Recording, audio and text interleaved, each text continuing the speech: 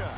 And here comes the entire team. I can't believe this. This was absolutely planned. Blitz coming. Tebow is sacked. He's been sacked 5 times in this game. 6 times he's been down. Marino, nice spin move. Marino comes left, huge hole. Georgia, touchdown.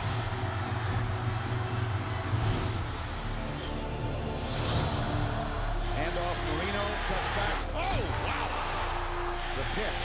Harvin, touchdown. There's the stamp. He's in. Touchdown, Tim Tebow. Oh, my. Stafford, right side, picked off, and here we go down the sideline. Joe Haden. Here's the response from Urban Meyer to last year. 49-10, and I'm calling every timeout, and I'm going to finish the game the way I want it.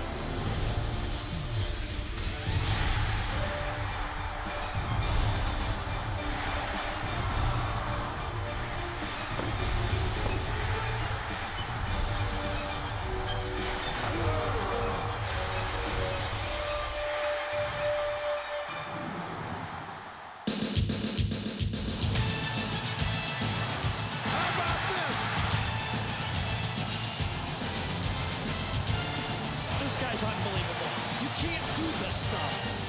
Oh, my gosh! Now, fire up the crowd for the win. He nailed it! It is a very, very warm and muggy day in Jacksonville, Florida. We welcome you to Jacksonville Municipal Stadium. Tim Tebow first saw this game as a 4-year-old. He doesn't remember it, his parents do. The Georgia Bulldogs flew in from Athens for this, a renewal of this rivalry game played here every year except 2 since the midst of the Great Depression.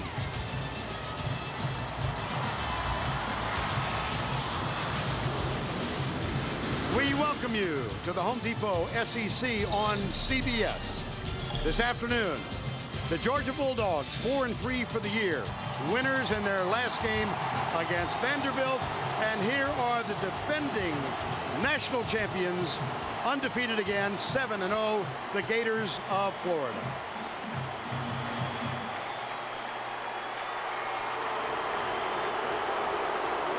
And behind them, the Bulldogs of Georgia. And black helmets. Well, you knew it had to be something.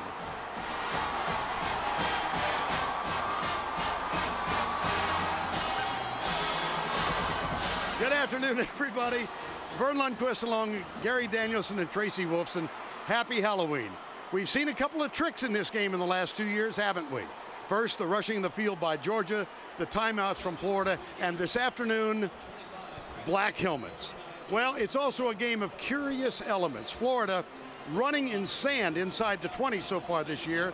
They're undefeated, but some of their fan base, maybe some of the players, are acting like they're the team that's 4-3.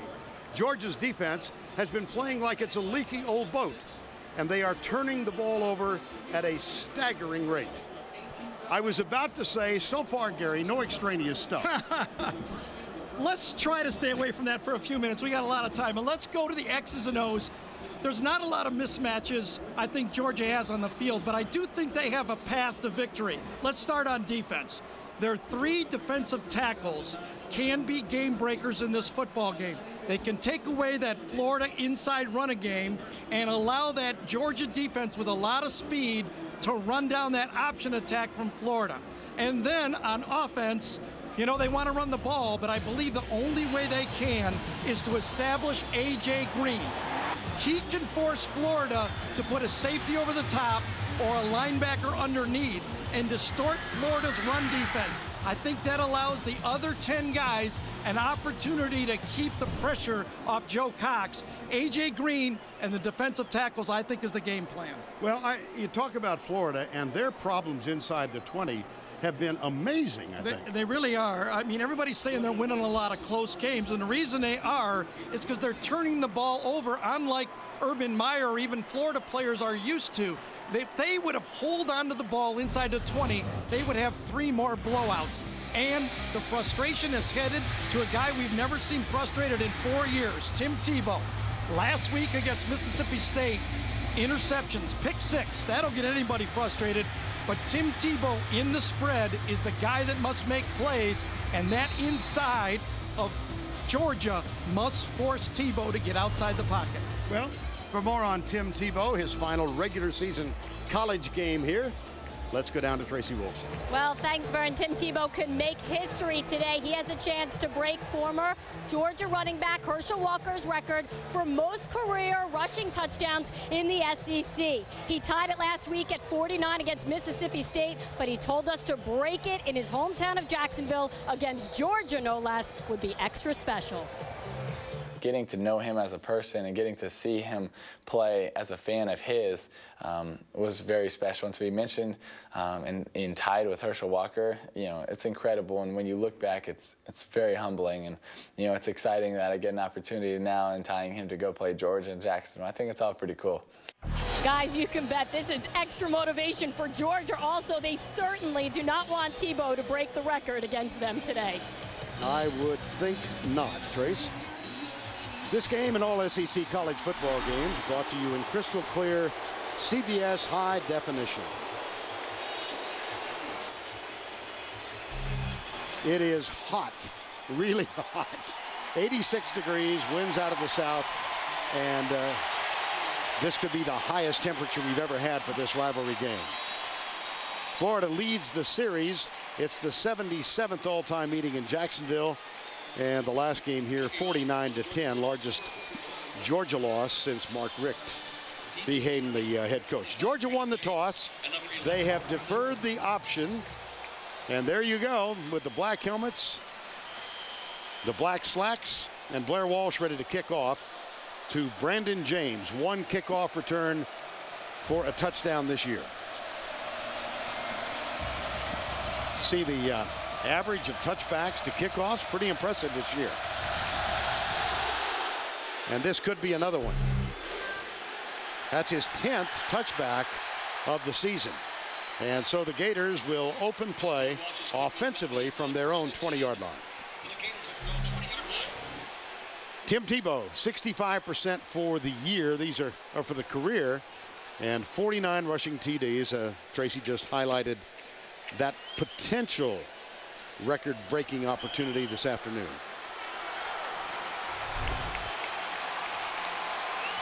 This is the first time in the long history of the Georgia Bulldogs they have ever worn the black helmets. I'm betting somewhere Dan McGill and Lauren Smith gave us that information along with Claude Felton. First down and 10. David Nelson in motion. This is Demps. Oh, he's got the corner turn. And he is out to the 27-yard line. Let's introduce you to the starting lineups presented by Chick-fil-A. And a switch up front. Johnson, Pouncey. Maurice Hurd at right tackle and Marcus Gilbert at the right guard. It's Deontay Thompson, David Nelson, the wideouts, Aaron Hernandez, the tight end, Riley Cooper, and Demps open in the backfield. Urban Meyer with a gaudy record as the head coach. Tebow fires it out, caught by Nelson. And David Nelson becomes only the third member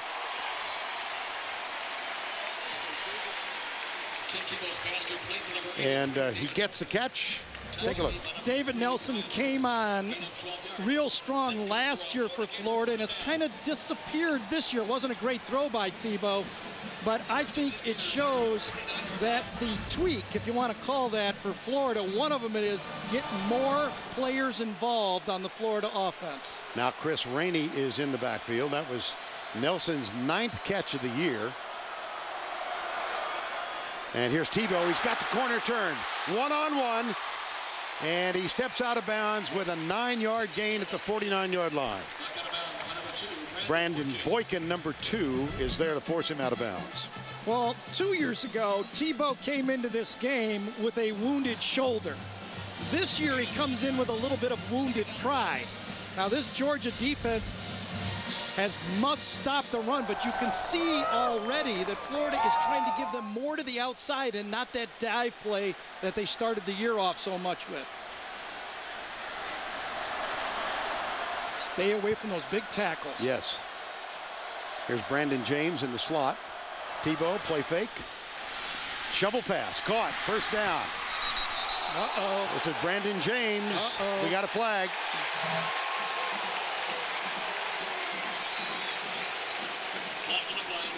Again, another touch from a player that hasn't been getting the ball a lot in the offense. Tebow looks downfield and drops it off to James. So Nelson, James, different players. And then as the player was right on the sideline. Personal foul, number 50. Defense, late hit out of bounds. First down, 10. Tom Ritter, excuse me, Gary. Yeah, I don't know if it was face mask Vern or out of bounds hit. Either one, it was clearly a penalty. Could have been either, huh? Yeah, I thought it was face mask. They rule a late hit. Tom Ritter, as we saw graphically, is our referee today. And Georgia averaging 75 yards per game with penalties. Here's Tebow, one-on-one on the corner. Brandon Wood, number 47, in isolation with Tebow. And let's introduce you to the Bulldog starting defense.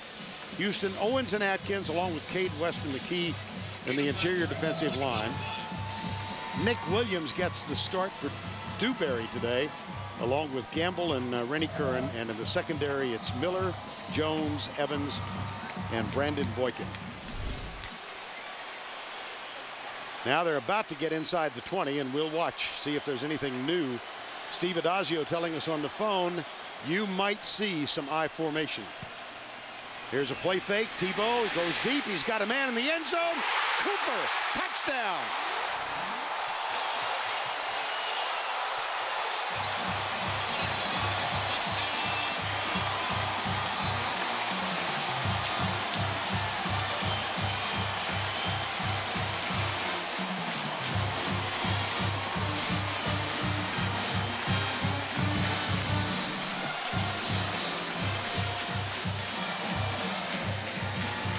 Tim Tebow said after the game in Mississippi State last week, he and Brandon Spikes asked to talk to the team.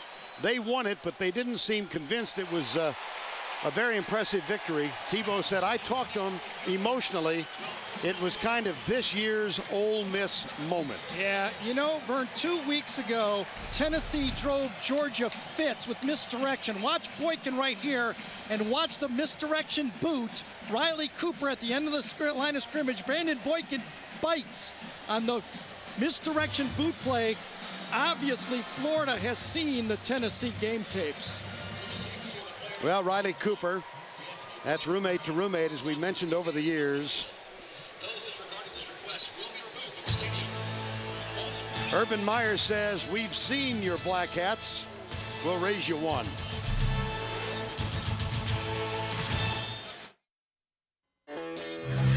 LG, as a proud NCAA corporate partner, invites you to celebrate game day moments in the SEC.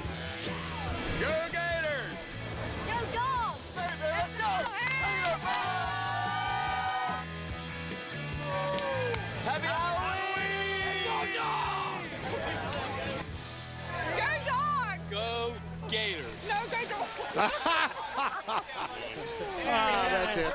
That's worth it. That's Great, worth it. absolutely. Well, as you can tell, life is good in the SEC. Riley Cooper, 22 yards, 39-1 record, and that is the first time, as a footnote, they've scored a touchdown in the opening drive since Charleston Southern. Wow. Does that count, Charleston Southern? It does. They all count, but SEC is tough, much tougher.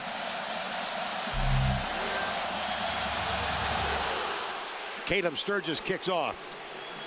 Brandon Boykin with 2 100-yard returns for touchdown this year. Will not have one on this play. Janoris Jenkins, the starting cornerback.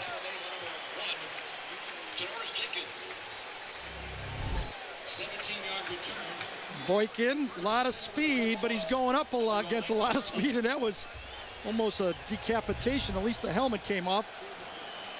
Joe Cox waited all of his career to be a starter at Georgia. Backed up Matthew Stafford. And in this season, 1,581 yards. The interceptions have been a problem. He has thrown at least one in each of the 7 games. Handoff, right side. It's Wayshawn Ely, the freshman who is getting his second consecutive start. Georgia offense with Cox at quarterback. This is a switched up line. Yeah, Bowling going to left tackle. That's the 4th different left tackle Georgia has used this year. See Ely getting his second start. A.J. Green, number 8. And Tavares King are the wideouts. I formation. Here's the toss sweep, right side. Ely breaks through out across the 25 to the 27. Well, the Gators, once again, they yielded this position for 1 week. They are back at number 1 defensively, statistically in Division I. Tratto, Dunlap, and Cunningham. Brandon Spikes is back. He's essentially missed 2.5 games. Ryan Stamper playing at home. And the secondary, Jenkins, Black, Wright, Will Hill, and Joe Hayden. They go 3-3-5 for the most part. Charlie Strong, defensive coordinator. Now they go 4 down. Omar Hunter comes on. Here's a flag thrown before the play got underway. And a little wrestling match breaks up. Urban Myers out on the 27-yard line. I think Orson Charles, number 7, flinched before the snap.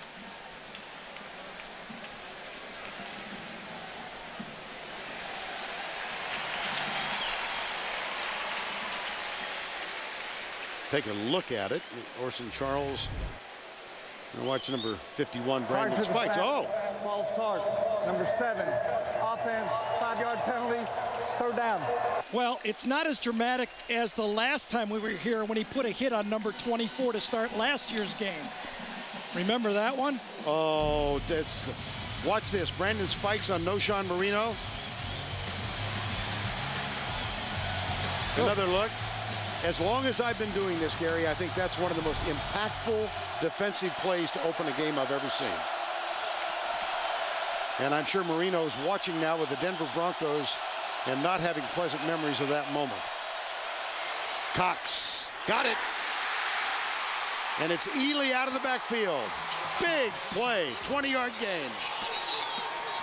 Well, he absolutely went to the right player. Florida was giving him a late defense double zone. He went right down the middle. He matched up against a linebacker inside, and he was able to do it perfectly. That was Duke Lemons, actually a defensive end, who had to run with Ely on that play. Perfect read by Joe Cox. Joe Cox happy, so was Ely, showing some elation. It was his first catch of the season. Good for 20 and a first down. I formation. Ely breaks the tackle, nears the 50. Ahmad Black with the stop after a 7-yard gain. Well, you know, when Georgia switches around their offensive line, they're expecting better blocking up front. Josh Davis, number 78, is in at right tackle now for Bowling, and they run the toss play right at Josh Davis. Gain of 7 yards, 2nd down and 3. Ely got to start last week for the first time in the win against Vanderbilt. 71 yards in that one. Here's Dunlap, who limps off. When do they get the ball to A.J. Green? He's got 41 catches this year, but he has been about it offensively, and Cox having trouble finding him. Handoff up the middle to Richard Samuel, who started the first 6 games of the year. This has been a non-productive running offense, averaging 108 yards per game. And another flag. Richard Samuel, the ball carrier. Tackle made by number 92, Terrence Sanders.